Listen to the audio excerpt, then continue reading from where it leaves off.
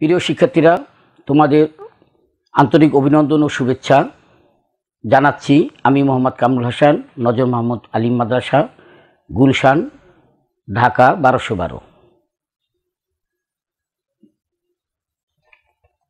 বহুদিনের বন্ধে তোমাদের মন মানসিকতা অনেকটা চেঞ্জ হয়ে গেছে, তাই আলফাত্তা পাবলিকেশন লিমিটেডের পক্ষ থেকে আমি আজকে তোমাদের অনলাইনে তৃতীয় শ্রেণীর বার্ষিক পরীক্ষার কিছু অধ্যায় আছে, সেগুলি আলোচনা করছি। তোমাদের এই ক্লাসে অধ্যায় 9 শক্তি নিয়ে আলোচনা করব। প্রিয় শিক্ষার্থীরা, শক্তি কি বলতে পারবে? শক্তি হচ্ছে এক ধরনের সামর্থ্য, কাজ করার একটা সামর্থ্য, আর এই কাজ করার সামর্থ্যটি হচ্ছে শক্তি। বিভিন্ন প্রকার শক্তি ব্যবহারের মাধ্যমে আমরা ফলো করি। শক্তি নানা ধরনের, যেমন আলোক শক্তি, বিভিন্ন ধরনের শক্তি আছে। আলোক শক্তি, বিদ্যুৎ শক্তি, তাপ শক্তি। কোনো কিছু করতে হলে আমরা শক্তি ব্যবহার করি। আর নিচের চিত্রটি লক্ষ্য করো, এখানে একটা পরিবারের, দেখো বাসাবাড়ি, তো তোমাদের বাসাবাড়িতে লক্ষ্য করো, এটা এই চিত্রটা ফলো করো, এটা একটা বাসাবাড়ি। এখানে দেখো কি কি শক্তি এখানে নিহিত আছে, একটু ফলো করো। দেখা যাচ্ছে এখানে টিভি আছে, তারপর বৈদ্যুতিক বাল্ব আছে, বৈদ্যুতিক পাখা আছে, এছাড়া কম্পিউটার, হ্যাঁ এটা কম্পিউটার, এই হলো টিভি, হ্যাঁ এই এখানে এই জিনিসগুলি, এই শক্তিগুলি এখানে আছে। এছাড়াও আর কি কি শক্তি আছে? এখানে তাপ শক্তিও আছে, কারণ এখানে আলোক শক্তি আছে, তাপ শক্তিও এখানে আছে, কারণ এইটা নিয়ন্ত্রণ হইতেছে। এবং শব্দ শক্তিও আছে, কারণ শব্দ না, এই যে সেই টিভি যে দেখছে, টিভি যে সাউন্ড বা শব্দ, সেটাও এখানে, শক্তিটা এখানে রয়েছে। সুতরাং আমাদের বাসাবাড়িতেই অনেক শক্তির সমাহার রয়েছে। আমরা একটু লক্ষ্য করি আমাদের জীবনের শক্তি, আমরা কিভাবে শক্তি ব্যবহার করি। একটা কাজ ফলো করি আমরা, শক্তির ব্যবহার কি করতে হবে। ডান পাশে দেখানো ছকের মতো একটি ছক তৈরি করি। আমরা কখন শক্তি ব্যবহার করি, এখানে সিরিয়াল ছকের ঘর দেওয়া আছে, নমুনা আছে। তুমি তোমার বাসাবাড়িতে কি ধরনের শক্তি ব্যবহার করো, তুমি দেখে দেখে এই ছকটা তৈরি করবে। এরপরে পরবর্তী পৃষ্ঠা দেখি আমরা।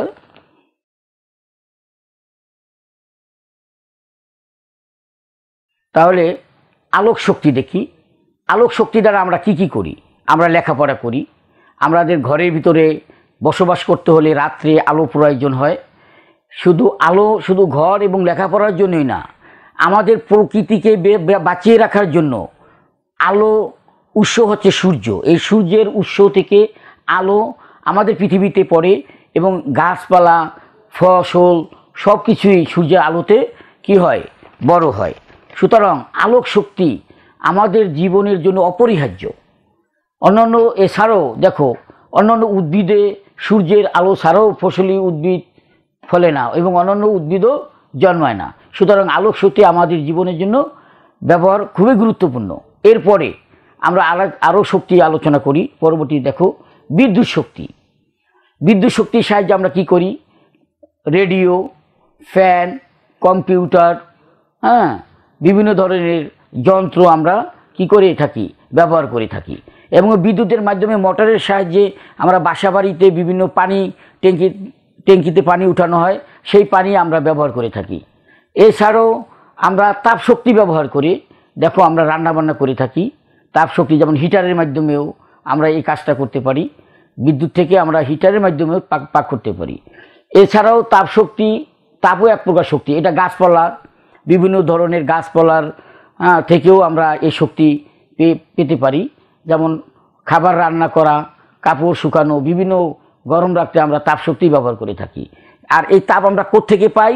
আমরা এই তাপটা কাঠ, কয়লা, তেল এবং গ্যাস জ্বালানি এসব থেকে পেয়ে থাকি। আমাদের এই যেমন শীতের দিনে আমরা অনেক সময় কি করি, অনেক শীত লাগে, তখন আমরা হাতকে গরম করার জন্য তালু আমরা ঘর্ষণ করি, তারপর আমাদের হাত হঠাৎ গরম হয়ে যায়, তাই না?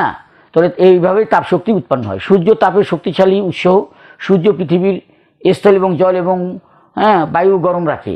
স্থলে জল এটা সর্বত্রই সূর্যের আলো কী করে, এটাকে উত্তপ্ত রাখে, সুন্দর রাখে।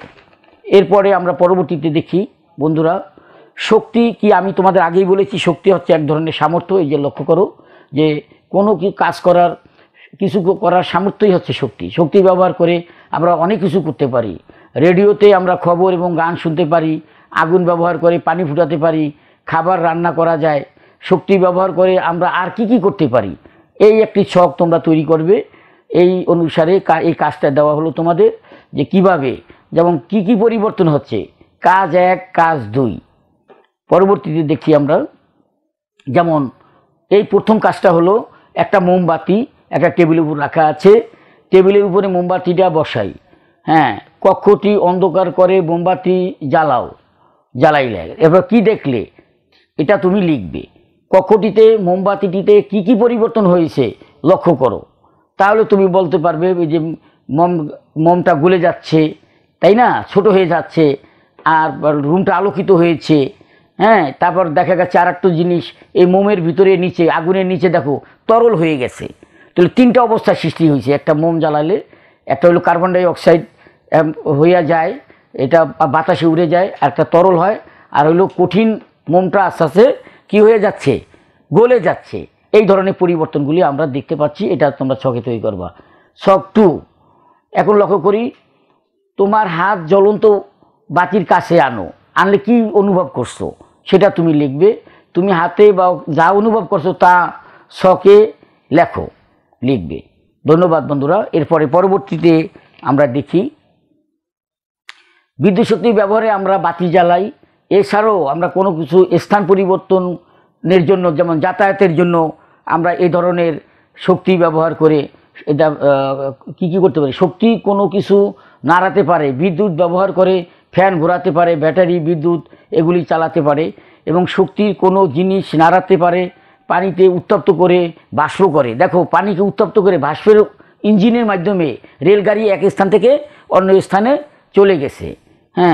তাহলে দেখো এইভাবে আমরা বিভিন্ন শক্তিকে ব্যবহার করে আমরা বিভিন্ন স্থান পরিবর্তন করতে পারি। আলোক সৃষ্টি আমরা কি করতে পারি, বিদ্যুৎ শক্তি থেকে আলোক শক্তি তৈরি করতে পারি, এবং বিভিন্ন বিবাহের বাড়িতে বিভিন্ন আলোকসজ্জা তৈরি করতে পারি ইত্যাদি। এবং আমরা টর্চের মাধ্যমেও, আমরা ব্যাটারি ব্যবহার করে টর্চ লাইটকেও চার্জের মাধ্যমে আমরা বিভিন্ন স্থানে যাতায়াত করতে পারি। এবার আসো তাপ উৎপাদন। শক্তি তাপ সৃষ্টি করতে পারে। বৈদ্যুতিক বাতি আলো ছড়ায় এবং তাপও সৃষ্টি করে। মোমবাতি জ্বালালে আলো এবং তাপ সৃষ্টি হয়। বিদ্যুৎ শক্তি এবং তাপ উৎপাদন করতে পারে। আবার যখন কাপড় বা ইস্ত্রি করি তখন বিদ্যুৎ শক্তি ও তাপ শক্তিতে রূপান্তরিত হয়। সুতরাং আমরা এই শক্তিকে বিভিন্ন উপায়ে আমরা ব্যবহার করতে পারি এবং নিতে পারি। শুধু তাই নয়, আমরা এই শক্তিকে ব্যবহার করে বিভিন্ন খেলাধুলাও, বিনোদনের ক্ষেত্রেও আমরা এই শক্তিকে ব্যবহার করতে পারি। এবারে বিভিন্ন বাংলাদেশের খেলা, বিভিন্ন আন্তর্জাতিক খেলাগুলি আমরা টিভির মাধ্যমে আমরা উপভোগ করে থাকি। নেক্সট পরবর্তী পৃষ্ঠায় দেখো, পরবর্তী পৃষ্ঠায় যাও। দেখো আমরা আজকে যে আলোচনা করলাম শক্তি নিয়ে, শক্তির কি, শক্তির বিভিন্ন প্রকার শক্তির ব্যবহার নিয়ে আলোচনা করেছি। তোমরা সেই অনুযায়ী তোমরা এখান থেকে এই অনুশীলনীর থেকে শূন্যস্থান পূরণগুলি এবং দ্বিতীয় সঠিক উত্তর টিক চিহ্নগুলি পরিপূর্ণভাবে করে ফেলবে। এবার এর পরবর্তী অধ্যায়ে আমরা আজকে আবার যাব। এবার যাই প্রযুক্তির সাথে পরিচয়। প্রযুক্তির সাথে আমাদের পরিচয়। আমার প্রশ্ন হলো, প্রযুক্তিটা কি, আমরা কি বুঝবো? দেখো এই ছবিগুলি দেখলে তোমার কি মনে হয়? এক সময় দেখা গেছে মানুষ কিছুই জানতো না। মানুষ তার নিজের প্রয়োজনে, বসবাসের জন্য তাদের অনেক জিনিস প্রয়োজন অনুভব করলো এবং তারা চিন্তা করতে লাগলো। এই চিন্তার শক্তিটাই হচ্ছে বিজ্ঞান। আর এই চিন্তার শক্তিকে কাজে লাগিয়ে মানুষ যে পরিবর্তনগুলি ব্যবহারিক জীবনে তৈরি করতে ফেলেছে এবং নিজেদের কাজে সার্বিকভাবে ব্যবহার করতে পারছে, সেগুলি হচ্ছে প্রযুক্তি। যেমন এই যে ফলো করো প্রথম ছবিতে, কাগজ, এই যে বই, খাতা, কলম, এগুলি আমরা শিক্ষা উপকরণ। এই শিক্ষা, এইগুলি হচ্ছে শিক্ষা প্রযুক্তি। চেয়ার, টেবিল, আসবাবপত্র যা কিছু দেখো, আমাদের শিক্ষার জন্য এই জিনিসগুলি প্রয়োজন হয়। সুতরাং পরেরটা ফলো করি। এখানে কৃষি ক্ষেত্রে দেখা যাচ্ছে যে এই প্রযুক্তিটা হচ্ছে একটা ট্রাক্টর জমি চাষ করতেছে। আগে মানুষ নাঙ্গল দিয়ে চাষ করতো, কোদাল দিয়ে কোপাতো, কিন্তু মানুষের চিন্তা চেতনাকে আস্তে আস্তে তারা কি করলো, এই বিজ্ঞানের চিন্তা চেতনাকে তারা প্রযুক্তিতে ট্রাক্টর তৈরি করে ফেলেছে। এটা একটা প্রযুক্তি। এই প্রযুক্তিটি তারা কি করছে, কৃষি ক্ষেত্রে জমি চাষ করতেছে। 2022 সালে দাখিল পরীক্ষার্থীদের জন্য বের হয়েছে আল ফাতাহ দাখিল পরীক্ষা প্রস্তুতি সিরিজ। আল ফাতাহ দাখিল পরীক্ষা প্রস্তুতি সিরিজ কিনলেই রয়েছে 100টি আকর্ষণীয় পুরস্কার। আরবি দ্বিতীয় পত্র সহ যে কোনো 6টি বইয়ের কুপন পাঠিয়ে দাও আমাদের কাছে। অংশগ্রহণ করলেই নিশ্চিত পুরস্কার। অফারে অংশগ্রহণের শেষ সময় 31 ডিসেম্বর 2020। যোগাযোগের ক্ষেত্রে মানুষ আগে পায়ে হেঁটে, ঘোড়ায় চলে, নৌকায় চলে বিভিন্ন জায়গায় তারা যেত। এখন দেখো মানুষ সময় বাঁচানোর জন্য কি করেছে, সাইকেল, মোটর সাইকেল, বিভিন্ন ধরনের গাড়ি, যানবাহন তৈরি করে ফেলেছে। এগুলো হচ্ছে প্রযুক্তি। সুতরাং তোমাদের তৃতীয় শ্রেণীর প্রযুক্তি সম্পর্কে শুধু পরিচয় করে দেওয়া, তোমরা পরবর্তী ক্লাসে আরও সুন্দরভাবে বিস্তারিত প্রযুক্তি সম্পর্কে জানতে পারবে। তাহলে দেখা গেছে বন্ধুরা, যাতায়াতের ক্ষেত্রে আমরা কি ব্যবহার করি, সাইকেল, মোটর গাড়ি, তাই না? তারপর এটা হলো তোমার স্থলপথে, পানিপথে আমরা বিভিন্ন ধরনের স্টিমার, লঞ্চ, এগুলি এখন বর্তমানে প্রযুক্তি, তাই না? শিক্ষাক্ষেত্রে তো জানলা। এরপর হলো কৃষিক্ষেত্রে বিভিন্ন ট্রাক্টর এবং দেখা ধান মারাই যন্ত্র, ট্রাক্টর, তারপর হলো ধান রোপণ, বীজ বপন, এখন সব ধরনের যন্ত্রই বা প্রযুক্তি আমরা পেয়ে গেছি। ঠিক আছে বন্ধুরা, আজকে প্রযুক্তি সম্পর্কেও আমি তোমাদের কিছুটা পরিচয় দিলাম।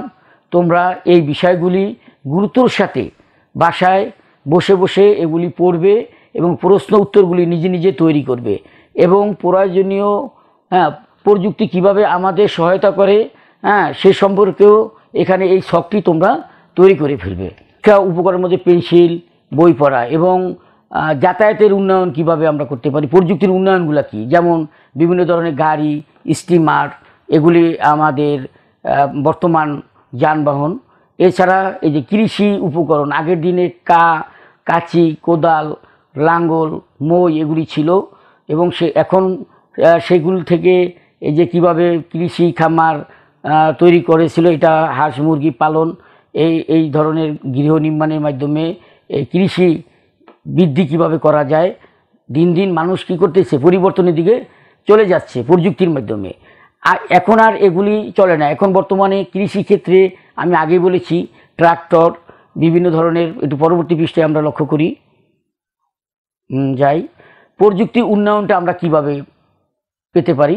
প্রযুক্তি উন্নয়ন সবসময় হচ্ছে, প্রযুক্তি উন্নতি আমাদের জীবনযাত্রাকে আরও উন্নত করছে। আমরা বর্তমানে যে অবস্থায় আছি, এই প্রযুক্তি দিন দিন এর চাইতে উন্নত হয়ে যেতে পারে, এটা থেমে থাকবে না।